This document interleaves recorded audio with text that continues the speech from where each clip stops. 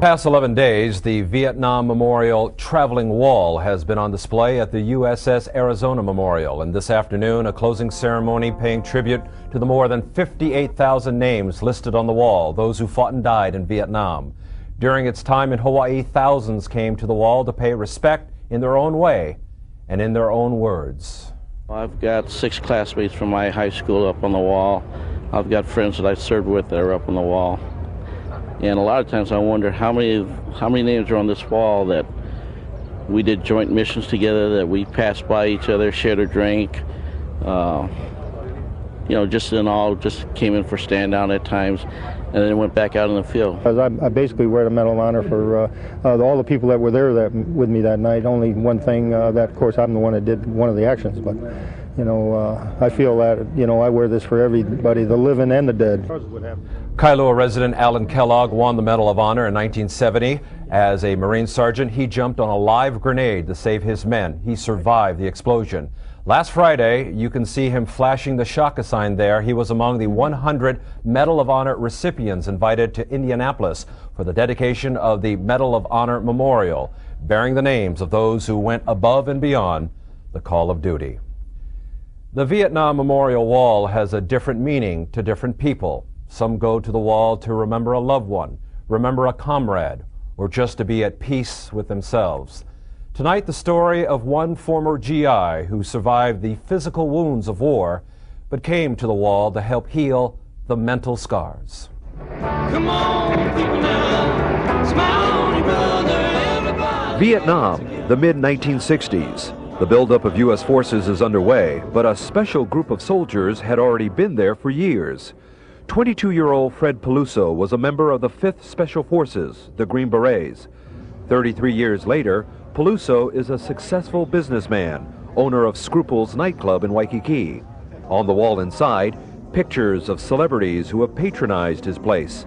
But on this Memorial Day, his thoughts are on a different wall. It's very emotional. Yeah, it's the first time you see the wall, no matter whose name's on it. There were 58,000 of our guys, and you just really start getting emotional. Sometimes it seems like yesterday when I come to the wall and see some of my pals on the wall. One of them was his best friend, Dennis Amato, killed on patrol in Cambodia. Most of our team got hit, either got wounded or were scattered, and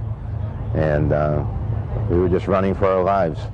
Wounded from shrapnel, Peluso made it.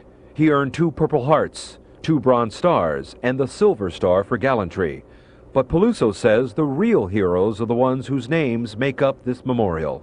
When I went to Washington the first time when the wall was first unveiled, I probably sat there for 3 hours and just cried. I mean, just sat on the ground and cried. People today are still trying to figure out Vietnam, a war that divided this country. Like thousands of others, Peluso returned home to no parades, but problems. There was a little hippie girl, and she had a T-shirt, with a peace sign on it. So I walked off the airplane with a non-airborne guy who lost a leg in Vietnam. And we were walking off the airplane, and she was there, and she walked up to this kid and says, "Did you lose that in Vietnam?" And he says, "Yes, I did," very proud, standing upright on one leg and a crutch. And she says, "Well, it serves you right, you baby killer." So the next thing I know, I'm whipping up on her. And then there's like 3 Pennsylvania State Troopers who control the airport, and they have me bent over the Hertz rent-a-car counter. And I remember looking up, uniform all disheveled, and going, "This is the way I'm coming home."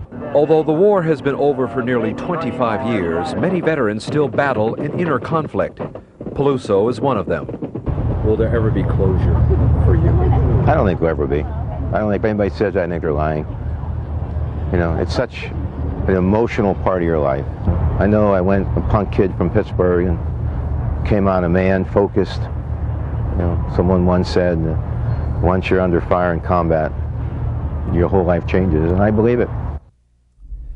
Combat changed the lives of men and women who are listed on that wall. They were not as fortunate to return home for their family and friends to see them, to hold them, and to tell them they were something special.